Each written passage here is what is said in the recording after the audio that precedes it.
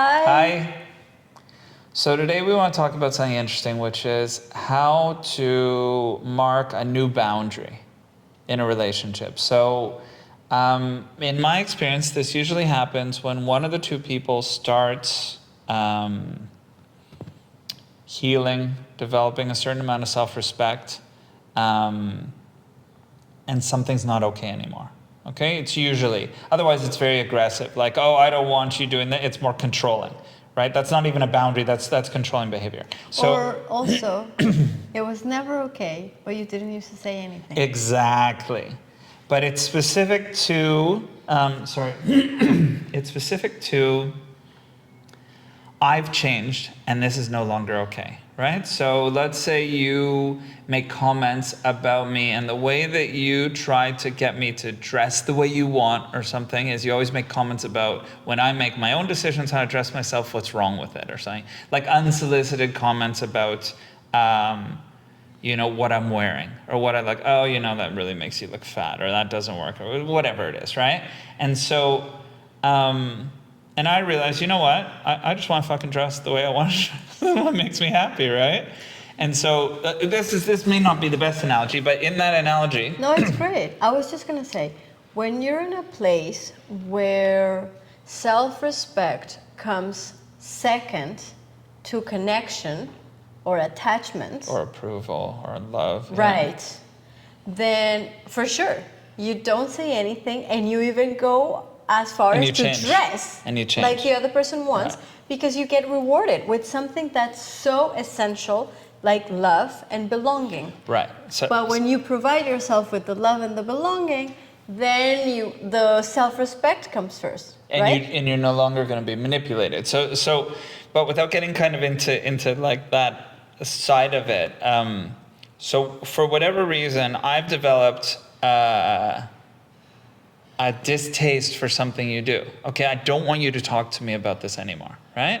So like you said, in that particular case, I've developed the self-respect and self-love that you can't manipulate me anymore. I want to dress the way I want to dress. That's right. And I don't want you to make comments about it. Or like, let's say we've had issues with this, where like, we had an issue where you would tell me about your visits with your family and you tell me the good and the bad, and I'd want to fix things, so I'd make comments and then you'd be like, we had to make it really clear, you know what, I just want you to listen to me.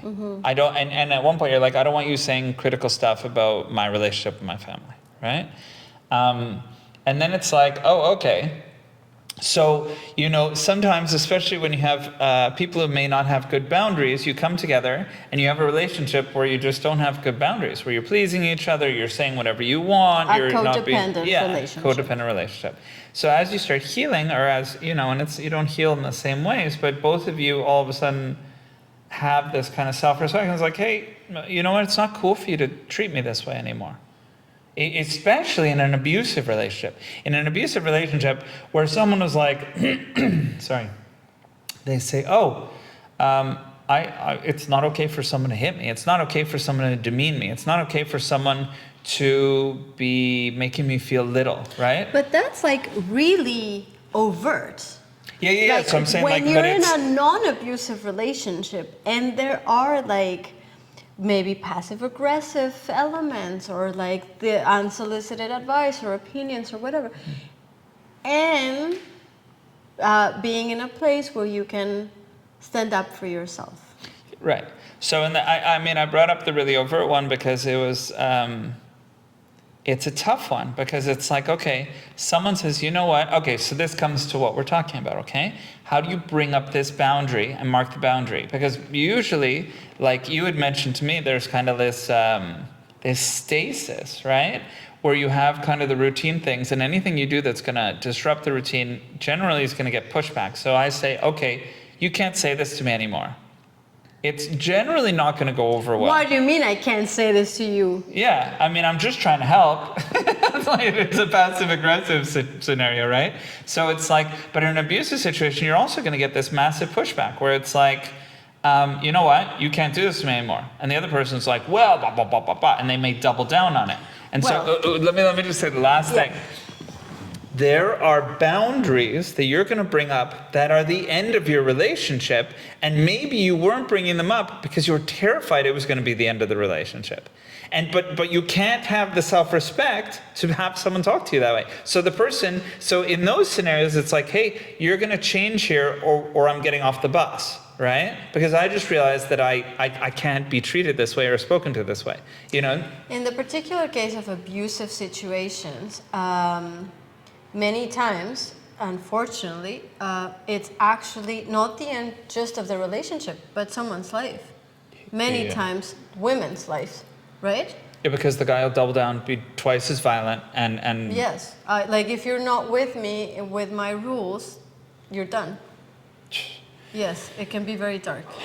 That's why I think maybe like relationships where there's high levels of violence aren't. You may need a mediator. You may need a police or a lawyer or someone actually helping you enforce the boundary in that case. You know? Yeah. But in like, say, a relationship that it doesn't go to that degree of violence, because I suspect that we all have some degrees, you know, like maybe a joke that isn't well received, or because we all have trauma, you know, we all have some levels of toxicity, you know, we're all toxic sometimes with some triggers. So in those cases, setting a boundary is like disruptive to the routine, right? It's like someone's walking and then all of a sudden there's a wall. And we don't like walls, right? We like to roam. So it's like, what do you mean there's a wall? But the walls are awesome when the people in that relationship are capable to see that if you want that wall there because there's beautiful grass on the other side that you don't want me to step on, I also want that wall to preserve your grass. Okay, but this is also where you have, because people don't evolve equally, right? So you have to have a reciprocal evolution on the other side, or you're going to have like a jolt in the relationship, you know, where it's like the other person has to be like, oh, I can't, you know, it's like, I can't believe I was doing that. I'm sorry, I totally didn't realize I was being an asshole. Or like, you know what, like, you know, where it's like, there has to be this kind of like coming to the truth moment, and the other person has to kind of reciprocate with their own evolution, or you're going to end up with this like imbalance. Yeah, it's like one of our therapists once said to us, you can outgrow a relationship, you know? So you can't see the light and walk towards it, and your partner doesn't want to, you know, or because can't. They're stuck in their own pain and their own trauma, and they're not ready, you know. And it's interesting because in a really like healthy long-term relationship, you're gonna have these little like back and forths where someone moves forward and then the other person takes their time and then they move forward on a different thing, and it's you know, part of kind of like the elegance, I think, of keeping a healthy long-term relationship is knowing that you're going to have moments where you're not in synchronicity. But you have to also absolutely respect the other person's process and their needs, and that if they say no to something, it's no. And it's not up to you to validate their no. Well, you know? But you're coming from a place where the no is a boundary, not the reaction to the boundary. Right? Yes, because correct. if you say, I want you to stop doing that. No. Oh, okay, boundary off. No, but you also could respect that also. It's like, okay, that's fine, but I'm going this way. And if we're going together, that's what that is. You know, like it's like each person, and we should probably wrap up. Each person has the right to mark whatever boundary they want, reasonable or not. And then the other person can respond. They can respect it or not respect it or whatever. So it's like I can say to you whatever I want. Oh, I don't want you to use the letter T anymore in our conversations. And you can be like, bye? You know? To you. Bye to you. Yeah. So it's, but you know, it's, if both parties in a relationship are empowered you can mark your boundaries as you see fit, and then there'll be whatever consequences, but you have the right and the validation. There's like a negotiation, right? A push and a pull, and trying to understand where they're coming from, and yeah.